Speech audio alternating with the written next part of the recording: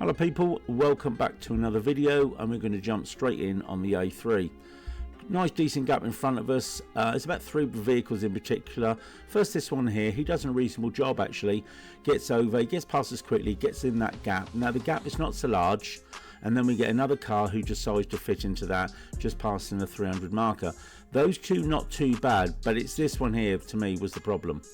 Very, very small gap, and we had to brake reasonably firmly to avoid this guy, to break up a bit more, get a bit more of a distance as we leave.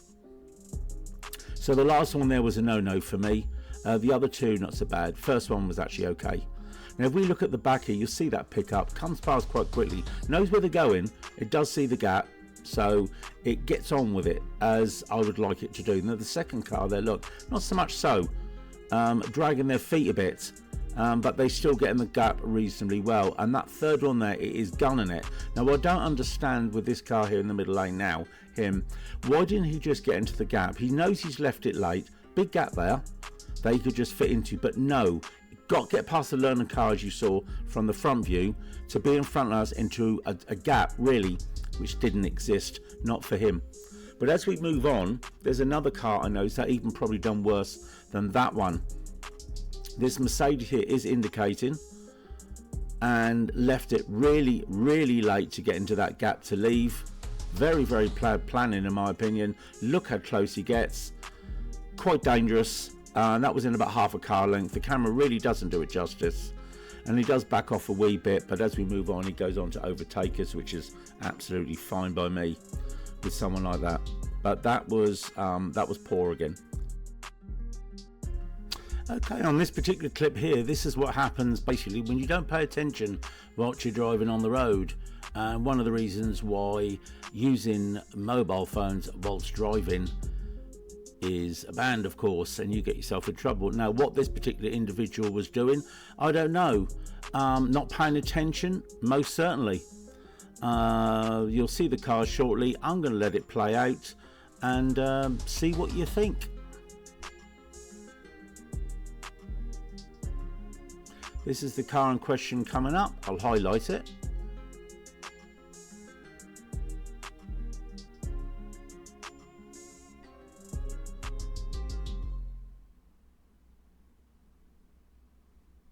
Just as well, there wasn't somebody waiting to cross her as the light was red. There is somebody on the other side though.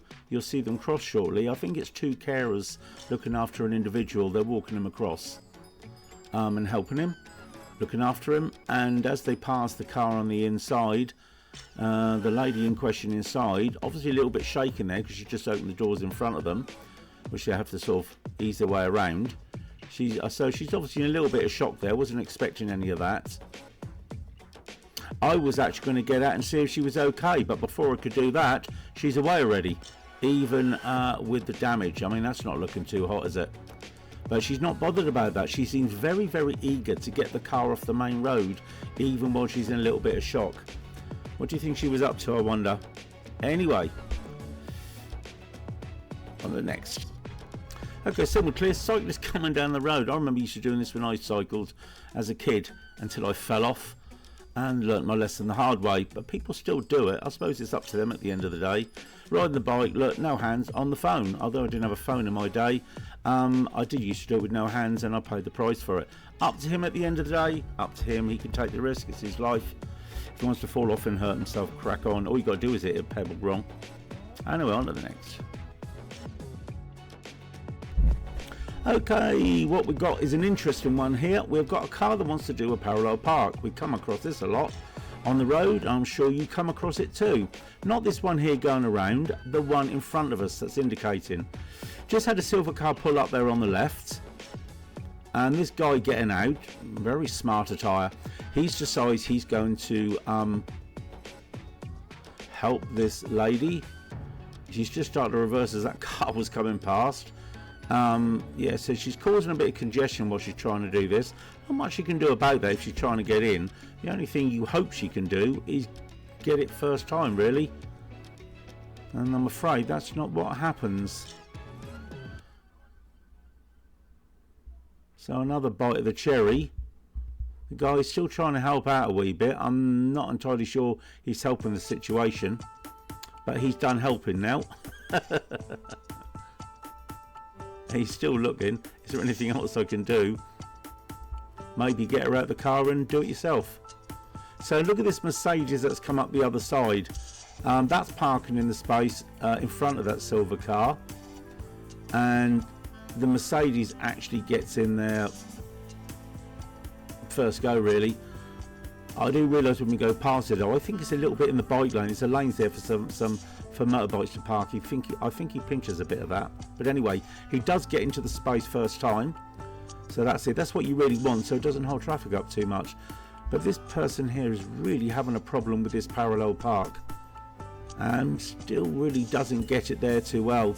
And it's at this stage here where the lady in question sort of says, right, okay, I've held people up long enough, and she gestures, go on, go past. I'm going to have another crack or two at this to get it done. And so we do, and we make progress. And I don't know how long it takes her to get in there, but anyway.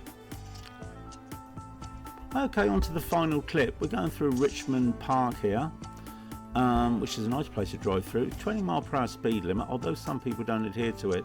But the reason you should do, it's full of dangers. Well, it's certainly full of hazards nonetheless. It's mainly deer, as you can see.